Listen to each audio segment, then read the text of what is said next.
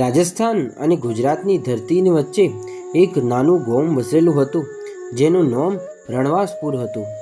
ત્યાંની વાયુ પણ થકી હારી આવતી હતી, કેમ કે 3 વર્ષોથી ત્યાં આસમાનને બારિશ જોવા ન મળી હતી.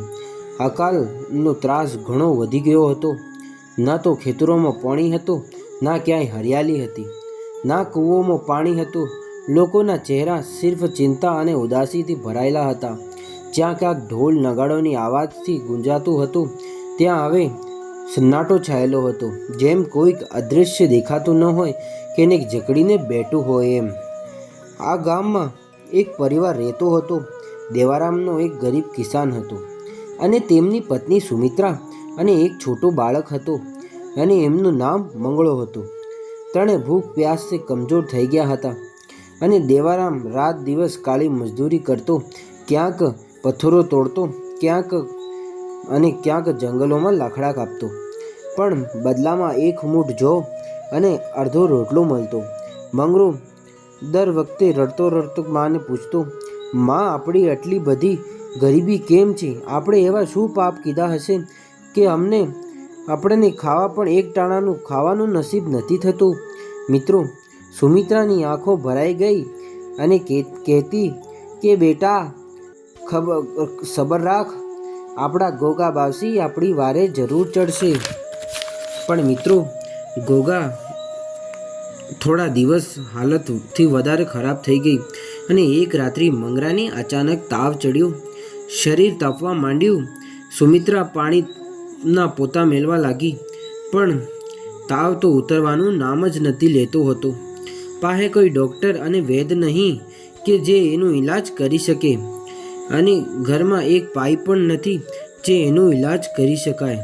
સુમિત્રાની રડતી રડતી આંખો ઘણી ખરાબ હાલત થઈ ગઈ હતી, અને સુમિત્રા ગોગાજીને કહેવા લાગી કે હે ગોગા, હે મારા સરપુના રાજા, બાપા, મારા એકનો એક દીકરો જે આજે મોતના ઘાટે ચડવાનો છે, એની રક્ષા કરજો, કેમ કે અમારા પાસે એક પણ પૈસો નથી જેથી એનો ઈલાજ કરી શકાય. દેવારામ તો ચૂપચાપ માથું નીચું કરી અને બેઠો છે. દેવારામની આંખોમાં ટપાટપ આંસુ વહે છે, અને બિચારો બેબસ થઈ બેઠો છે. પણ વિચાર કરે, મારો એકનો એક દીકરો આજે મોતના ઘાટે ચડી જશે, હવે મારે શું કરવું? દેવારામ વિચાર કીધો કે મારે હવે એક જ સહાયતા કરી શકે, અને દુનિયામાં મારો ગોગો બાપુ. દેવારામ તો પોતાના ખેતરોમાં બાજુમાં બનેલું થાન માથે ગયો, અને દેવારામ ગોગા બાપાને સામે ઘૂંટણિયા બેઠો, અને દેવારામની આંખોમાં આંસુની ધાર વહી રહી છે. કાપતી અવાજમાં કહેવા લાગ્યો કે હે મારા ગોગા, લોકો કહે છે કે તમે એક સાચા દેવ છો. તમે તો નાગોને વશમાં કીધા હતા, તમે તમારા અનગિનત ભક્તોની રક્ષા કીધી છે. આજ હું તમારી સામે ખાલી હાથ ઊભો છું. જો તમે મારી મદદ ના કીધી તો મારો ઘર તૂટી જશે, મારો એકનો એક દીકરો આજે મરી જશે બાપા, અને બાપા, મારું બધું સંપત્તિ સમાપ્ત થઈ જશે. અને કલાકો સુધી ત્યાં જ બેઠેલો હતો, જેમ એક મૂર્ત બની હોય ને મિત્રો, એમ જ પેલો બેઠો હતો. સૂર્ય તેની ટોય પર પહોંચી ગયો હતો, પણ દેવારામ થાન છોડે નહીં, અને થાકેલા દેવારામ આખિરકાર ત્યાં જ સૂઈ ગયો. તેને ઊંઘમાં એક સપનું આવ્યું કે સપનામાં ગોગો બાપુ દેખાતા હતા. સપનામાં એક અવાજ ગુંજ્યો કે દેવારામ, હિંમત છોડશો નહીં હો દીકરા, પડોશી ગામમાં જાજો અને એક જૂના તળાવ પર જાજો, ત્યાં તમારો ઉપાય છુપાયેલો છે. અને દેવારામની ઊંઘ પૂરી થઈ ગઈ, અને મિત્રો, તેનું હૃદય ધબકતું હતું. શું ગોગાજી મને બરોબર સપનું આપ્યું હશે? શું ગોગાજી મને બરોબર રસ્તો બતાવ્યો હશે? એ તેણે નક્કી કર્યું કે તે કાલ સવારે તળાવે જઈને જ પતું પડશે. બીજા દિવસ જ્યારે તે બાજુના ગામમાં પહોંચ્યો, અને પછી દેવારામ જોયું કે લોકો તળાવના પાસે ભેગા થયા હશે.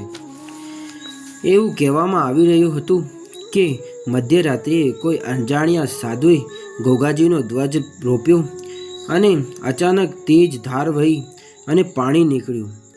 વર્ષોથી સુકાયેલું તળાવ હવે ભરાઈ રહ્યું હતું.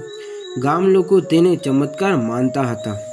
દેવારામ ત્યાંથી પાણીનો ઘડો લઈને ઉતાવળે પોતાના ગામ પાછા નીકળ્યા અને તેમનો પોતાનો દીકરો મંગરાના કપાર માથે પાણી છાંટ્યું અને થોડી કરવણી પાઈ. ધીમે ધીમે બાળકને તો હોશ આવવા લાગ્યો અને થોડો બહુ તાવ ઉતરવા લાગ્યો. તેનો ચહેરો ગુલાબી થવા લાગ્યો. સુમિત્રા ધ્રુજતા હાથે પોતાના દીકરાને ગલે લગાવ્યો અને ગોગાજીનું નામ લીધું. હે મારા ગોગા બાપા, તે મારા દીકરાને બચાવી લીધો. થોડા દિવસોમાં ગામમાં એ જ પાણી પૂરું પાડવામાં આવ્યું.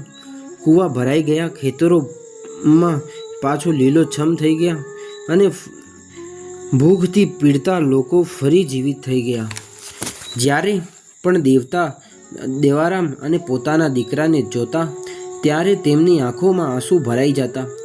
તે બધાને કહેતા કે ગોગાજી, અમને પાણી સિર્ફ નથી આપ્યું, અમને જીવવાનો એક આસ આપ્યું છે. અમારો એકનો એક દીકરો પાસો આપી દીધો મારા ગોગાએ. તે દિવસથી ગ્રામજનોએ પ્રતિજ્ઞા લીધી કે દર વર્ષે ગોગા નવમી માથે તેમનો ધ્વજ લાવશું અને ભજન ગાશું અને ગોગાજીનું સ્મરણ કરશું. અને ગ્રામજનોની શ્રદ્ધા અને ગોગાજીનું રક્ષણ આ તેમની વાસ્તવિક શક્તિ હતી. તો મિત્રો, આ હતો ગોગાજીનો ઇતિહાસ. તો તમને આ વિડીયો જરી પણ ગમ્યો હોય તો વિડીયોને લાઈક અને ચેનલને સબસ્ક્રાઈબ કરી આપણે ચેનલને આગળ વધારજો.